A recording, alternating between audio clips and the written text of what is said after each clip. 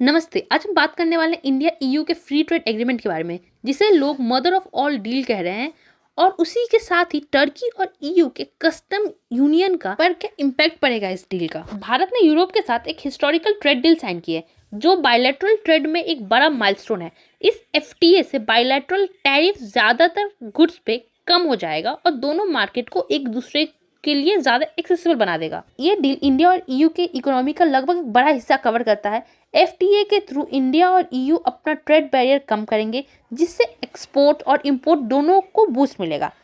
Indian goods को EU market में duty free entry मिलेगी और ये इंडिया के एक्सपोर्टर, मैन्युफैक्चरर्स, एमएसएमईज और मैन्युफैक्चरिंग सेक्टर को एक लॉन्ग टर्म एडवांटेज दे सकता है। इसका इकोनॉमिक इम्पैक्ट ग्लोबल ट्रेड में इंडिया का फुटप्रिंट और स्ट्रॉन्ग होने का सिग्नल देता है। अब बात करते हैं टर्की के कॉन्टेक्स्ट की। टर्की ईयू का एक कस्टम यूनियन पार्टनर है, मतलब टर्की को ईयू के एक्सटर्नल टैरिफ फॉलो करना पड़ता है। टर्की का प्रॉब्लम स्टार्ट होता है उसके 1995 से 96 के ईयू कस्टम यूनियन एग्रीमेंट से।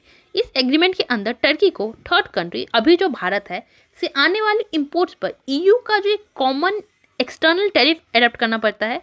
ईयू और टर्की के बीच में इंडस्ट्रियल और प्रोसेस्ड एग्रीकल्चर गुड का फ्री मूवमेंट अलाउ करना पड़ता है। अब जब ईयू भारत जैसे थर्ड कंट्री के साथ एफटीए साइन करता है, लेकिन टर्की खुद ईयू का ऑफिशियल एफटीए पार्टनर नहीं है।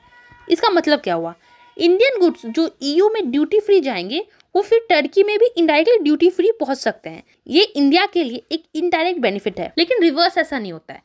टर्किश गुड को इंडिया में ऑटोमेटिक प्रेफरेंस एक्सेस नहीं मिलेगा, क्योंकि टर्की भारत ईयू के एफटीए का हिस्सा नहीं है। रूल ऑफ ओरिजिन कहता है कि प्रेफरेंस ट्रीटमेंट के लिए गुड का ईयू या भारत से ओरिजिन होना जरूरी है।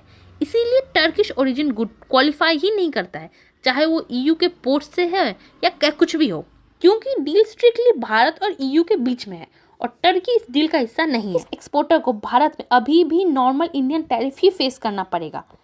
टर्की के डोमेस्टिक मार्केट में सस्ते भारतीय इंपोर्ट्स जो ईयू के रूट से जाएंगे की वजह से लोकल कंपनीज के मार्केट का शेयर लूज कर हो सकता है और ईयू मार्केट में भी भारतीय गुड्स ज्यादा एग्रेसिव कंपटीशन दे सकते हैं। टर्की का ईयू मार्केट पर हेवी डिपेंडेंस है, 40% एक्सपोर्ट करता है। टर्की के पास दो ही रास्ते बचे हैं।